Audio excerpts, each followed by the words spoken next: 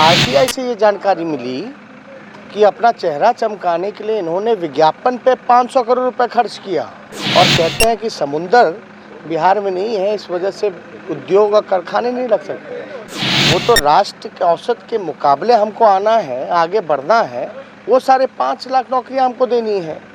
ये तो नीति आयोग का रिपोर्ट कहता है। मेरा तो 5 साल का जो एक्सपीरियंस जो रहा वो तो 50 साल का हो गया।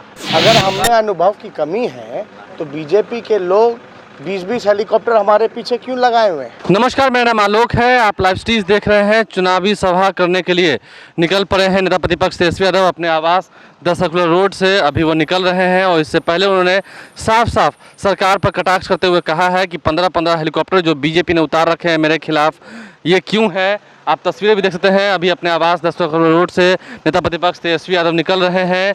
ऐसे में चुनावी सभा में जाने से पहले उन्होंने अपने विपक्षियों पर क्या कुछ कहा है, जरा सुनिए। ओपोनेंट पार्टी के लोग बोल रहे हैं कि शुरुआत है अभी। देखिए, इस पे हमको कोई टिप्पा टिप्पणी नहीं करना है। लोकतंत्र में और ये सब चीज़ें चलती रहती हैं, लेकिन मूल बात ये सवाल है कि नीतीश कुमार जी मानसिक और शारीरिक रूप से थक चुके हैं और हम इसलिए कह रहे हैं वो थक चुके हैं कि उल जुलूल जो बयान जो है वो कहा जा रहा है। अब नीतीश कुमार जी 15 साल शासन करने के बाद ये कह रहे हैं कि नौकरी देने का पैसा कहाँ से आएगा। अब उनको ये बताना चाहिए कि जो 60 घोटाले इन लोगों ने किए हैं तो लगभग 30,000 करोड़ बिहार के बजट का पैसा है। कहाँ गया वो 30,000 करोड़ रुपए? और ये जो बात करते हैं जल जीवन हरियाली की, तो उसमें 24,000 करोड़ का बजट है। उसमें भी जो है पूरी तरीके से धांधली और भ्रष्टाचार हो रहा है।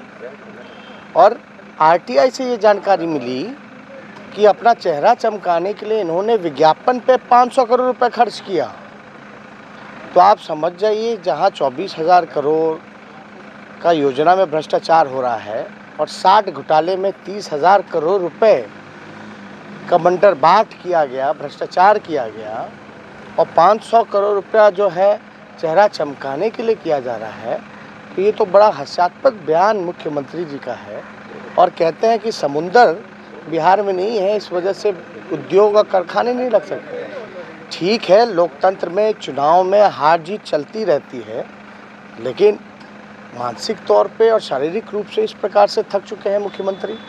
और हम तो ये कहना चाहते हैं, लगातार हम लोगों ने भी कहा कि 4.5 लाख नौकरियां तो खाली हैं, जो कि बजट में सारा प्रावधान किया गया है 4.5 लाख, और जो 5.5 लाख हैं वो तो राष्ट्र के औसत के मुकाबले हमको आना है, आगे बढ़ना है, वो 5.5 लाख नौकरियां हमको देनी है।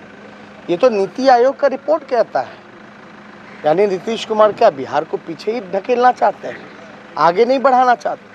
तो हम लोग तो इस दिशा में हम लोग काम कर रहे हैं, हमारी बात हुई है, और इच्छा शक्ति हो तो ये पूरे रूप से किया जा सकता है। तो अभी भी कह रहे हैं सभाओं में कि अनुभव की कमी बहुत है, कैसे कर ले। देखिए, हम तो मेरा तो 5 साल का जो एक्सपीरियंस जो रहा वो तो 50 साल का हो गया। डिप्टी सीएम भी बने, हम उप मुख्यमंत्री भी बने और नेता प्रतिपक्ष भी बने। आप देखिएगा ना, 1985 में पहली बार नीतीश कुमार जी एमएलए बन करके आए थे और 1990 में वो केंद्र में मंत्री बन गए। कौन सा अनुभव था उनके पास? उस समय तो केवल एमएलए थे। हम तो यहाँ नेता प्रतिपक्ष भी हो लिए और डिप्टी सीएम भी हो लिए 5 सालों में। तो ये जवाब पे ज़्यादा हमको टिप्पा टिप्पणी नहीं करना, लेकिन उस 18 महीने के कार्यकाल में as a deputy chief minister वो बताएं। अगर हमें अनुभव की कमी है तो बीजेपी के लोग 20-20 हेलीकॉप्टर हमारे पीछे क्यों लगाए हुए हैं? हम तो अकेले हैं। क्यों आखिर ये लोगों की मजबूरी है कि एक साथ है? तो इसलिए ये सारी चीज़ें। गैंग का पोस्टर बॉय बता रहे हैं जेपी नड्डा, ये लाइन जो है। अरे भैया, मुद्दे की बात बताना। बोले बिहार को विशेष राज्य का दर्जा क्यों नहीं दिलाया? पटना यूनिवर्सिटी को सेंट्रल यूनिवर्सिटी का दर्जा नहीं दे पाए, बिहार को विशेष राज्य का दर्जा तो छोड़िए, पैकेज भी नहीं दे पाए, विशेष पैकेज भी नहीं दे पाए। बाढ़ में कितना नुकसान हुआ जेपी नड्डा जी से पूछिएगा तो। उसके लिए कोई टीम आई है? कोई आए, पूरी ताकत देश कि इन लोगों ने चुनाव में लगाया है, लेकिन ये लड़ाई हम पहले से कह रहे हैं नीतीश कुमार और तेजस्वी यादव की नहीं है, ये बीजेपी और तेजस्वी यादव की नहीं है, बल्कि ये लड़ाई जो है सरकार वश जनता की है और हम जनता के साथ। तो आपने बातें सुन ली, उन्होंने कहा है कि बिहार को विशेष राष्ट्र का दर्जा क्यों नहीं मिला, ये बताएं। मुद्दे पर बात करें। वहीं उन्होंने बीजेपी और जेपी नड्डा जो कि बीजेपी के अध्यक्ष हैं, उनसे भी कई सवाल पूछे हैं। देखने वाली बात यह है कि नीतीश कुमार को वो थका हुआ बता तो रहे हैं, लेकिन बिहार की जनता अंततः किस पर मोहर लगाती है। आप लाइव स्ट्रीम देखते हैं, हमारे चैनल को सब्सक्राइब कर लें, साथ साथ फेसबुक पेज भी लाइक करें। धन्यवाद।